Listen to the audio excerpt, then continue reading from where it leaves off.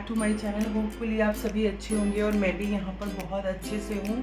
और आज अचानक अर्ली मॉर्निंग हमारा प्रोग्राम बन गया है वृंदावन जाने का। और मैं बहुत टाइम से सोच रही थी, पर जब तक भगवान की मर्ज़ी होती नहीं है ना, आप कहीं नहीं जा सकते हो। थोड़ा सा ये था कि अभी आजकल नवरात्रे चल रहे हैं, तो मैंने तो ऐसा कोई प्रोग्राम बनाया नहीं था, बट भगवान जब बुलाते हैं ना, एकदम अचानक से ही बुलाते हैं। तो अभी अभी सावर स्कूल गया है, तो हमारा अचानक से प्रोग्राम बन गया, तो मुझे छोटे मोटे काम फटाफट निपटाने हैं। और वो 3 बजे तक आएगा, तो उसके आने तक हम भी कोशिश करेंगे कि हम पहुंच जाएं। वैसे हम घर आ जाते हैं 3 बजे तक। सबसे पहले पूजा का काम करना है, तो ये मैंने सब तैयारी पहले ही कर दी। अब सबसे पहले नहाएंगे और फिर पूजा करके निकलते हैं।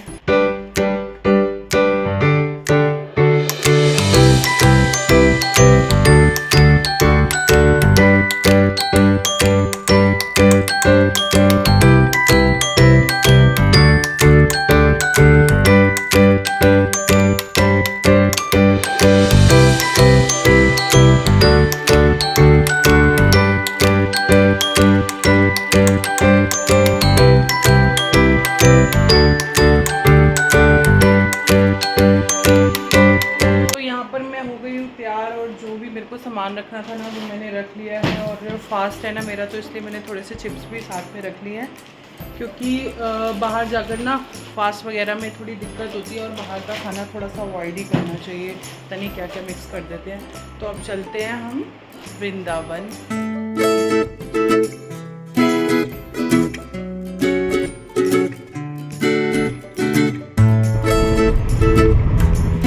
घर से निकले थे लेट, फिर भी हम पहुंच गए हैं वृंदावन टाइम से 2 घंटे में ही।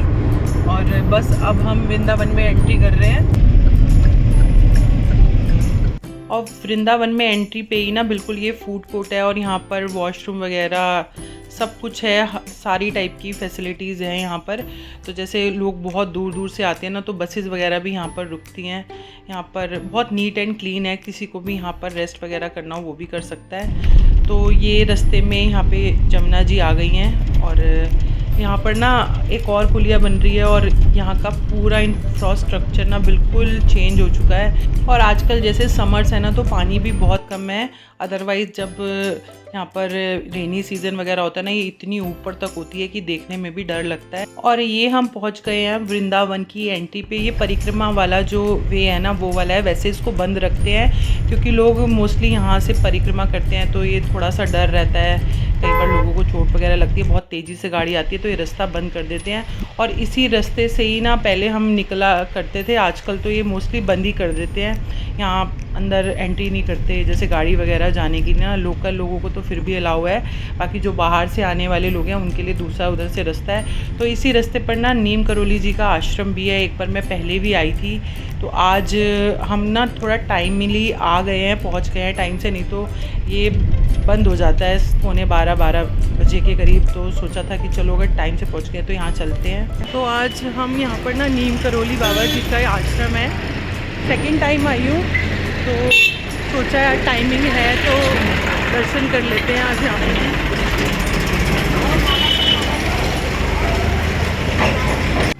ये है नीम करोली बाबा जी के आश्रम की एंट्री। तो यहाँ से अब चलते हैं अंदर।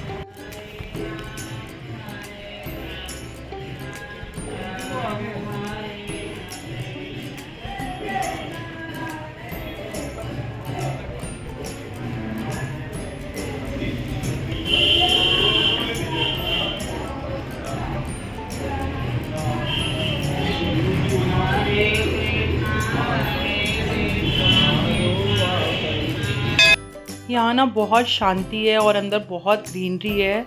और सामने ये मेन एंट्री है, अंदर जाके बाबा जी की समाधि है, और एक रूम बना हुआ है अंदर जहाँ पर वो बैठा करते थे, और उनके कंबल वगैरह भी रखे हुए हैं। तो बस अब ये एक स्टार्टिंग में राम जी का मंदिर है, तो मैंने लास्ट में इसको कवर किया था।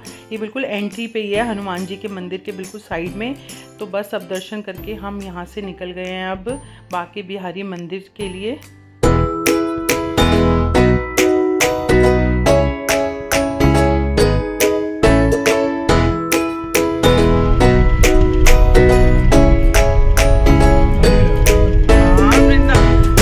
की बात है कि वृंदावन पूरा खाली पड़ा है, क्योंकि नवरात्रे चल रहे हैं और यहाँ पर आजकल ना इतना ज़्यादा रश होता है। जो नॉर्मल डेज है ना, आप किसी भी दिन आ जाओ यहाँ पर हमेशा रश मिलता है और पैर रखने की जगह नहीं होती है। इसी चक्कर में ही हमने यहाँ पे थोड़ा आना कम कर दिया। पहले हम हर महीने दर्शन करने के लिए आते थे, पर एक दो बार हम इतना बुरा फंसे थे ना कि तब से हमने सोचा कि अब हम किसी ऐसे जो स्पेशल डेज़ होते हैं ना वो थोड़े अवॉइड ही करने चाहिए यहाँ पर आना। और कुछ यहाँ का सिस्टम भी बहुत ख़राब है, कुछ तरीका नहीं है लोगों को चलाने निकालने का, तो बहुत भीड़ हो जाती है, कई बार फंस भी जाते हैं हम लोग बीच में। तो आज हमारी किस्मत बहुत अच्छी है कि यहाँ पर बिल्कुल भी रश नहीं है, बहुत आराम से सब कुछ ईजी गोइंग है। और अब हम अंदर जाएंगे, गाड़ी से उतरते हैं, अब देखते हैं जो मेन गलियाँ हैं ना वहाँ पर पता लगेगा कि कितना रश है। ये गाड़ी हमने पार्क कर दी और ये हमारी फ़िक्स पार्किंग है यहाँ की, बिल्कुल ये जो मंदिर की एंट्री है ना उससे जस्ट पहले ही है, किसी ने अपने एक प्लॉट में ही खोली हुई है। और अब हम चलते हैं वृंदावन का जो मेन मंदिर है ना, श्री बांके बिहारी जी के मंदिर में। और गलियों में ना आज काफ़ी खाली खाली सा लग रहा है, बाकी अंदर जाके पता लगेगा कि यहाँ पर कितना रश है।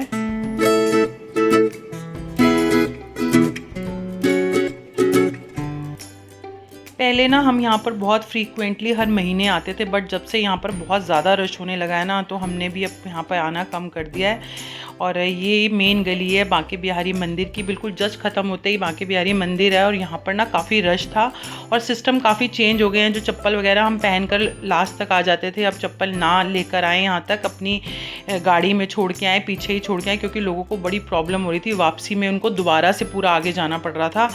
तो यहाँ पर हमें प्रसाद वगैरह सब कुछ मिल जाता है, फूल भी मिल जाते हैं और यहाँ पर गाइड भी आपको मिल जाता है। और वीआईपी दर्शन के लिए भी यहाँ पर लोग काफ़ी मिल जाते हैं, अगर आपको जल्दी आगे जाना है, कुछ पैसे लेते हैं। तो बस यहाँ पर आज गेट पर थोड़ा वेट करना पड़ा था, तो हम आते हैं बाकी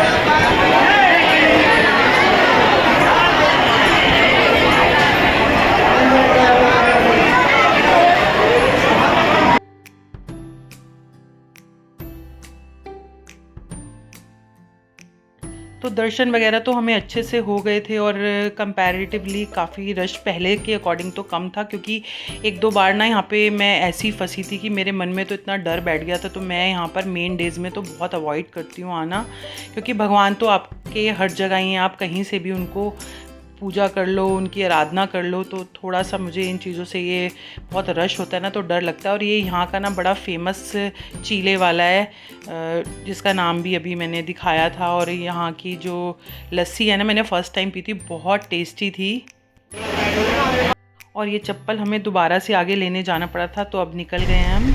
तो फाइनली हम लोग निकल गए हैं। और इतना रश था ना, कहने की बात है कि यहाँ पे रश नहीं होता, यहाँ नहीं भी रश है ना तब भी बहुत रश होता है। और अगर किसी को बिना रश के आना है तो फर्स्ट और सेकंड नराते पे आ जाओ, तो बिल्कुल रश नहीं मिलता, क्योंकि यहाँ के लोग बता रहे थे कि फर्स्ट सेकंड डे पे बिल्कुल भी रश नहीं था। और एक बार मैं भी नरातों में आई थी ना तो बिल्कुल रश नहीं मिलता, बट आज बहुत रश था। और गर्मी तो थोड़ी नॉर्मल है, क्योंकि आज थोड़े बादल वगैरह आए हुए हैं। और इस मामले में भी आज किस्मत अच्छी रही कि गर्मी बहुत ज़्यादा नहीं थी। और जैसे कि मेरे फास्ट चल रहे हैं यहाँ पे ना, कहीं भी आपको फास्ट का खाना नहीं मिलेगा, हर जगह नॉर्मली खाना मिल रहा था। एक दुकान है जहाँ पे एकादशी पे तो ऑलवेज़ यहाँ पर व्रत का खाना उस दुकान पर मिलता है, पिंटू हलवाई के नाम से, बट व्रत का खाना कहीं भी नहीं है था। बाकी आप किसी अच्छे रेस्टोरेंट में चले जाओ तो वो बात अलग है। हम लोग वृंदावन के जो बिल्कुल आसपास के एरिया था ना वहीं पर हमने ढूंढा था, पर मिला नहीं, तो इसलिए अब मैंने सिर्फ लस्सी पी ली थी और अब हम जा रहे हैं सीधा घर। और ये है कुछ सुपारी और इलायची और लौंग और कुछ पैसे वैसे भी इसमें हैं। तो ये जो सामान है ना, ये सारा मेरी मदर इन लॉ का है। और मेरी मदर इन लॉ की डेथ ना 2 साल पहले ही हो गई थी, तो वो ना कृष्ण जी को बहुत मानती थी। और हम लोग जैकिशनी हैं, तो वो सब ये बीड़ा हमारे में होता है तो हम चढ़ाते हैं। तो काफ़ी टाइम से ये चीज़ें ना मैंने संभाल के रखी थी कि वृंदावन जाना होगा तो मैं इनको जल प्रवाह करूँगी, क्योंकि जब वो कृष्ण जी को मानती थी तो मैंने सोचा था कि मैं जब भी मेरा चक्कर लगेगा, मैं लगा तो था पर ये सामान मैं कर नहीं पाई थी। आज मुझे यही काम करना है सबसे पहले।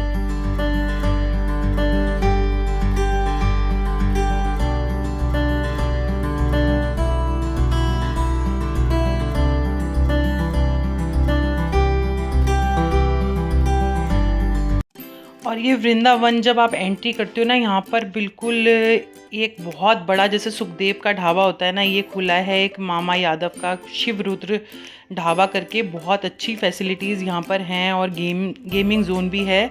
तो पहले मुझे पता नहीं था, तो मैंने वापसी में आते हुए इसको देखा था। यहाँ पर व्रत वगैरह का खाना जो फास्ट वगैरह रखा होता है ना, सब कुछ यहाँ पर मिल जाता, बट मुझे पता नहीं था, बस मैंने वापसी में देखा है। तो नेक्स्ट टाइम इसको अंदर से जाकर ट्राई करेंगे कैसा है। और रास्ते में ना हमें एक ये गोल्ड की कार भी देखने को मिली है, बहुत बढ़िया लग रही थी देखने में।